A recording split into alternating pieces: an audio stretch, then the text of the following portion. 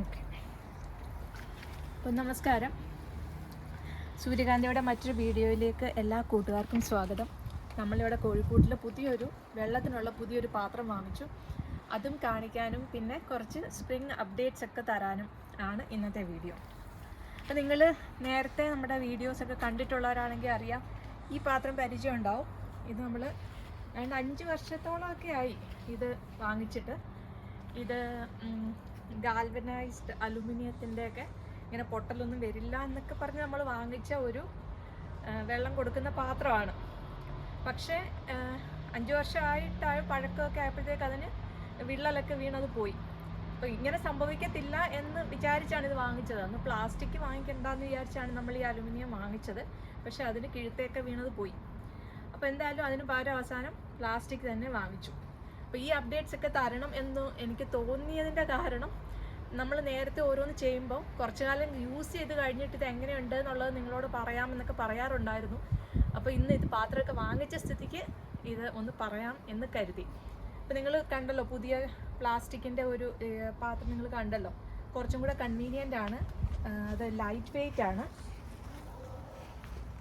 കണ്ടില്ല, അത് കുറച്ചുകൂടെ ലൈറ്റ് വെയ്റ്റ് ആണ്. അതുപോലെ എനിക്കത് തുറക്കാനും അടയ്ക്കാനും ഒക്കെ കുറച്ചും കൂടെ സൗകര്യമാണ്. അപ്പോൾ ഒരു പക്ഷേ ഇതിപ്പം നമ്മൾ വാങ്ങിച്ചു വെച്ചതേ ഉള്ളൂ. അപ്പോൾ ഇനി കുറച്ച് നാൾ കഴിയുമ്പോഴായിരിക്കും ഇത് എങ്ങനെയുണ്ടെന്ന് നമുക്ക് മനസ്സിലാവുന്നത്. പക്ഷേ ഇപ്പോൾ കണ്ടിട്ട് നോക്കിയിട്ട് ഇത് കുറച്ചും കൂടെ ബെറ്റർ ആണെന്ന് തോന്നുന്നു, പ്ലാസ്റ്റിക് ആണെങ്കിലും. കാരണം ഇത് നമ്മൾ നീണ്ട കാലത്തേക്ക് ഉപയോഗിക്കുകയാണെങ്കിൽ നമ്മൾ അത്രയും പ്ലാസ്റ്റിക് ആണല്ലോ എന്ന് വിചാരിക്കേണ്ട കാര്യം ഇല്ലായിരിക്കും. പിന്നെ അതിനടുത്തുള്ളത് നമ്മുടെ ഫീഡറാണ്. ഈ ഗോതമ്പും അങ്ങനെ ധാന്യങ്ങൾ ഇട്ട് വെച്ചിരിക്കുന്ന പാത്രം. അത് നമ്മൾ പണ്ട് വാങ്ങിച്ചത്. ഇപ്പോഴും അത് വർക്കിംഗ് ആണ്. അതിനൊരു കുഴപ്പവും സംഭവിച്ചിട്ടില്ല. അതുകൊണ്ട് നമ്മൾ കോഴിക്ക് പ്രത്യേകമായിട്ട് ഇന്ന സമയത്ത് ഭക്ഷണം കൊടുക്കാൻ ലേറ്റാവും, അങ്ങനത്തെ ഉള്ള പ്രശ്നങ്ങളൊന്നുമില്ല. ഇതിനകത്ത് നിന്ന് ഇപ്പോഴും അത് കറക്റ്റായിട്ട് തുറക്കുകയും, കോഴി കയറി നിൽക്കുമ്പോൾ അത് കറക്റ്റായിട്ട് തുറക്കുകയും കോഴിക്ക് അതിനകത്ത് നിന്ന് എടുത്ത് കഴിക്കാൻ പറ്റുകയും ചെയ്യാറുണ്ട്. അപ്പോൾ അത് നമ്മൾ അന്ന് വാങ്ങിച്ചത് നല്ലതായി, അതുകൊണ്ട് മാറ്റേണ്ടി വന്നിട്ടില്ല. പിന്നെ നമ്മുടെ കോഴിക്കൂട്ടിൻ്റെ അപ്ഡേറ്റ്സ് എന്ന് വെച്ചാൽ, നമ്മുടെ ഓട്ടോമാറ്റിക് ഡോറായിരുന്നു. അതിൻ്റെ കണക്ഷനൊക്കെ പോയി കിടക്കുവാണ്. അത് നമ്മൾ ഫിക്സ് ചെയ്യാനുണ്ട്. പക്ഷെ എന്നാലും ബാറ്ററി പോയി കിടക്കുകയാണ് അതിൻ്റെ. പക്ഷേ അത് ഇപ്പോൾ പലപ്പോഴും അത് ആവശ്യമില്ലാത്ത രീതിയിൽ ആയതുകൊണ്ട് അതിനെ മൈൻഡ് ചെയ്യാത്തതാണ്. കാരണം ഈ കുറേ നാൾ യൂസ്ഡ് ആയപ്പോൾ കോഴിയെല്ലാം അതിൻ്റെ സമയത്ത് കയറി അത് അതിനകത്ത് പോയി ഇരിക്കുന്നുണ്ട്. നമുക്കതിന് ഒരു പ്രോബ്ലം ഇതുവരെ വന്നിട്ടില്ല. പിന്നെ അതുകൊണ്ട് നമ്മളിപ്പം ഉഴപ്പി അത് ഫിക്സ് ചെയ്യാത്തതാണ്. വിൻ്റർ ആകുമ്പോൾ വീണ്ടും അത് പരിഗണിക്കണം. അപ്പോൾ അങ്ങനെ അല്ലാതെ ബാക്കി കാര്യങ്ങൾ വലിയ കുഴപ്പമില്ല. ഇതിനിടയ്ക്ക് ഞങ്ങളുടെ 3 കോഴി ഉണ്ടായിരുന്നു ഇവിടെ. വെള്ള, കറുപ്പ്, ഒരു ചുവപ്പ്. അപ്പോൾ അതിൽ നമ്മുടെ വെള്ള കോഴി ചത്തുപോയി കഴിഞ്ഞ കുറച്ച് നാളായി. അതിന് കുറച്ചും കൂടെ, അതിപ്പോൾ 6 വർഷത്തോളമൊക്കെ ആയി എല്ലാ കോഴികളും. അപ്പോൾ അത് ഒരെണ്ണം പോയി. പക്ഷെ ബാക്കി 2 എണ്ണം ഉണ്ട്. ഇതുവരെ വലിയ പ്രോബ്ലംസ് ഒന്നുമില്ല. 2 എണ്ണം മുട്ടയൊക്കെ ഇടുന്നുണ്ട്. ഇങ്ങനെ കുറച്ച് ഏജായി, പക്ഷെ അങ്ങനെ പോകുന്നുണ്ട്. നമ്മൾ പുതിയതായിട്ട് അപ്ഡേറ്റ്സ് ഒന്നും ഇവിടെ ചെയ്തിട്ടില്ല. ഞങ്ങൾ അവധിക്ക് പോകുമ്പോഴൊക്കെ ആണെങ്കിലും ഞങ്ങളുടെ നെയ്ബേഴ്സ് എക്സ്ട്രാ ഫുഡൊക്കെ കൊണ്ട് കൊടുത്തോളും.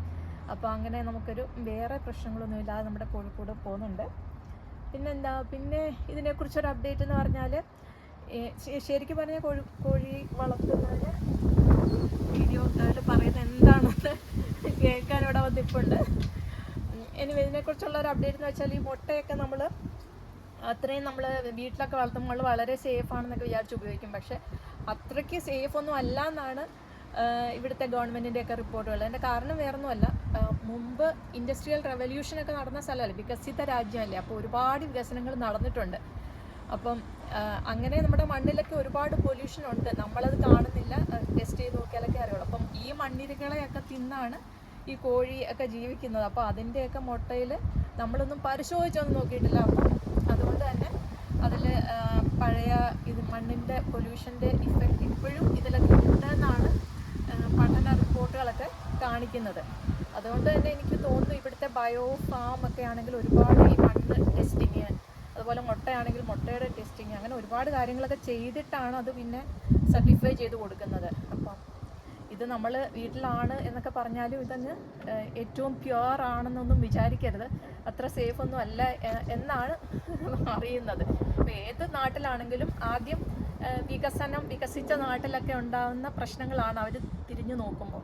പുതിയതായിട്ടും ഇതുപോലെ അതിവേഗം വികസിച്ചുകൊണ്ടിരിക്കുന്ന സ്ഥലങ്ങളും മണ്ണും വെള്ളവും ഒക്കെ പൊല്യൂട്ടഡ് ആവാതെ വികസിച്ചാൽ ഇത്തരം പ്രോബ്ലംസ് ഭാവിയിൽ ഒഴിവാക്കാം എന്നേ പറയാൻ പറ്റൂ.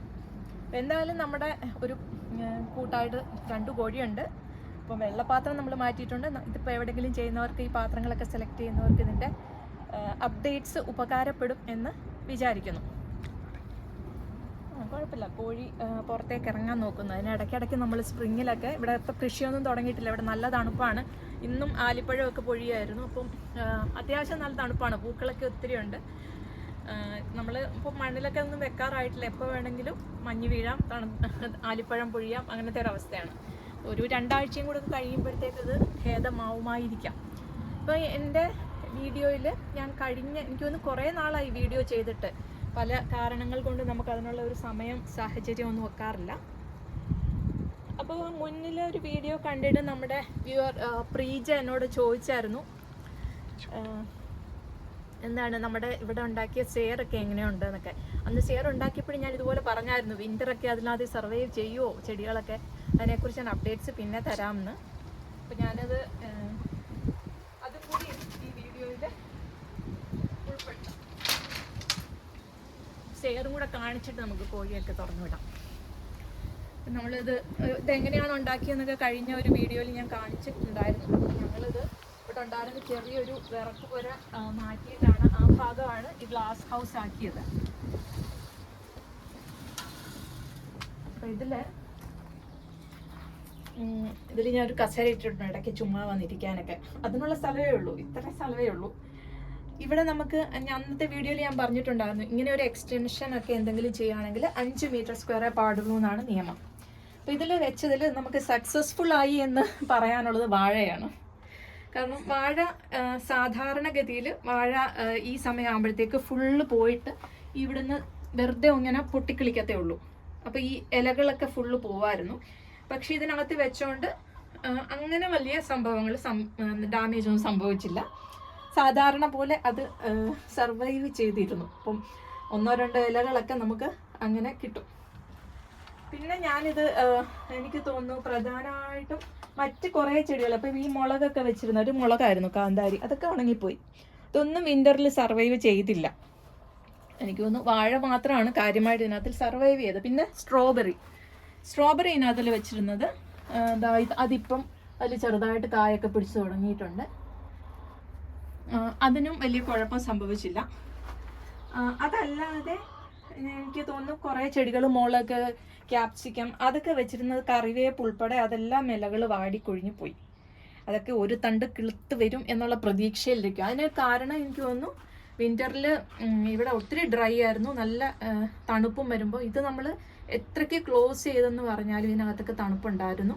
അപ്പം നമ്മൾ ഇതിനകത്തിൽ ഗ്ലാസ് ഹൗസ് എന്നൊക്കെ പറഞ്ഞാലും എക്സ്റ്റേണലായിട്ട് നമ്മൾ പ്രത്യേകമായിട്ടൊരു ഹീറ്റിങ്ങോ അല്ലെങ്കിൽ ഫാൻ, എക്സോസ് ഫാനോ അങ്ങനത്തെ ഉള്ള സംഭവങ്ങളൊന്നും വെച്ച ഒരു ആധുനിക സംഭവമല്ല. ഒരു എന്താ പറയുക, കുറച്ച് ചെറിയൊരു സെറ്റപ്പ് അല്ലേ. അപ്പോൾ അതുകൊണ്ട് വലിയ ഒരു ഇതൊന്നും ഇതിനകത്ത് നിന്ന് പ്രതീക്ഷിക്കേണ്ട. പക്ഷെ പ്രോപ്പർ ഗ്ലാസ് ഹൗസ് ഒക്കെ ചെയ്യുന്നവർക്ക് ഇങ്ങനെ ആയിരിക്കത്തില്ല. പിന്നെ ഞാൻ പ്രധാനമായിട്ട് ചെയ്തത് ഈ ഒരു സ്പ്രിങ്ങിൻ്റെ ബിഗിനിങ്ങിൽ കുറേ വിത്തൊക്കെ പായിക്കിടിപ്പിക്കാൻ നോക്കി. അതിൽ നല്ലതായിട്ട് വന്നിട്ടുണ്ട്. കോർജറ്റ് വന്നിട്ടുണ്ട്. സ്പിനാച്ച് എനിക്കറിയില്ല ഇത് വരുമോ. ഇതെപ്പോഴും ഇങ്ങനെ വന്നിട്ട് ഇങ്ങനെയൊക്കെ തന്നെ നിൽക്കും. അതിൻ്റെ വേര് ശരിക്കും അങ്ങോട്ട് പിടിക്കുന്നില്ല. ഇനി കുറച്ച് മണ്ണൊക്കെ ഇട്ട് നോക്കാം. ഞാൻ എപ്പോഴും ട്രൈ ചെയ്യും. അത്രയ്ക്കൊന്നും ഇത് കാണാത്ത ഒരെണ്ണമാണ് സ്പിനാച്ച്. പിന്നെ എന്താണ്, വെണ്ട, അങ്ങനെ മത്തൻ, അങ്ങനെ കുറച്ചൊക്കെ ഇങ്ങനെ മുളച്ച് നിൽക്കുന്നുണ്ട്. തക്കാളിയൊക്കെ ഇങ്ങനെ 2 ഇലയിൽ നിൽക്കുകയാണ്, വളരെ ക്ഷീണിച്ച്. പയറൊക്കെ ആണെങ്കിലും. അപ്പോൾ എന്തായാലും ഇങ്ങനെ കുറച്ച് ചെടികളൊക്കെ ഇങ്ങനെ കിളിപ്പിക്കാനാണ് ഞാൻ ഇത് ഉപയോഗിച്ചത്. കാരണം ഇപ്പോൾ ഇതൊന്നും പുറത്ത് വെക്കാൻ പറ്റില്ല.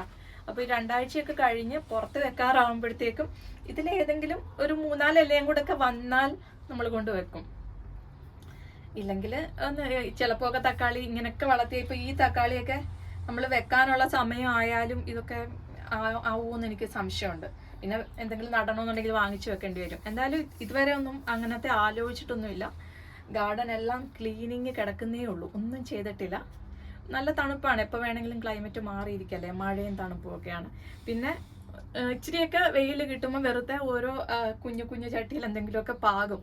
ഇത് പാകി കിളിപ്പിച്ച് ഉണ്ടാവാനുള്ള വിചാരത്തിലൊന്നുമല്ല ചെയ്യുന്നത്. ഇതൊക്കെ പാകുമ്പോൾ കിട്ടുന്ന സന്തോഷത്തിന് വേണ്ടി പാകുന്നു. കിളിച്ചാൽ കിളിച്ചു. അപ്പോൾ ഇതൊക്കെയാണ്. അപ്പം ഞാൻ പറഞ്ഞ പോലെ സമ്മറി ആയിട്ട് പറയുകയാണെങ്കിൽ വാഴ, സ്ട്രോബെറി അങ്ങനത്തെയൊക്കെയുള്ള സാധനങ്ങൾ ഇതിനകത്തിൽ സേഫായിട്ടിരുന്നു. ബാക്കി ഇതിൻ്റെ നല്ല യൂസ് എന്ന് പറഞ്ഞാൽ സ്പ്രിങ് ഇനി കുറച്ചും കൂടെ നേരത്തെ, ഞാനിപ്പോൾ കുറച്ച് ലേറ്റായിട്ട് തുടങ്ങി, മേ ബി ഫെബ്രുവരിയിലൊക്കെ നമ്മൾ ഇങ്ങനെ ചെറുതായിട്ട് ചെടികളൊക്കെ പായി കിളിപ്പിക്കാൻ നല്ലതായിരിക്കും. അപ്പോൾ ഇത് രണ്ടുമാണ് നമ്മുടെ ഷെയറിൻ്റെയും നമ്മുടെ കോഴിക്കോടിൻ്റെയും അപ്ഡേറ്റ് എന്ന് പറയാനുള്ളത്. ബാക്കിയൊക്കെ ഇനി നിങ്ങൾക്ക് എന്തെങ്കിലും സംശയം ഉണ്ടെങ്കിൽ ചോദിച്ചു അതിനെക്കുറിച്ച്. അപ്പോൾ ഇങ്ങനെ എന്നെ പ്രീജ ഓർമ്മിപ്പിച്ചുകൊണ്ടും കൂടാണ് ഞാനിപ്പോൾ ഈ വീഡിയോ ചെയ്യാം എന്ന് കരുതിയത്. അപ്പോൾ എല്ലാവർക്കും നല്ല ഒരു വിഷുക്കാലം, വിഷുവൊക്കെ എല്ലാവരും ആഘോഷം എന്ന് വിചാരിക്കുന്നു.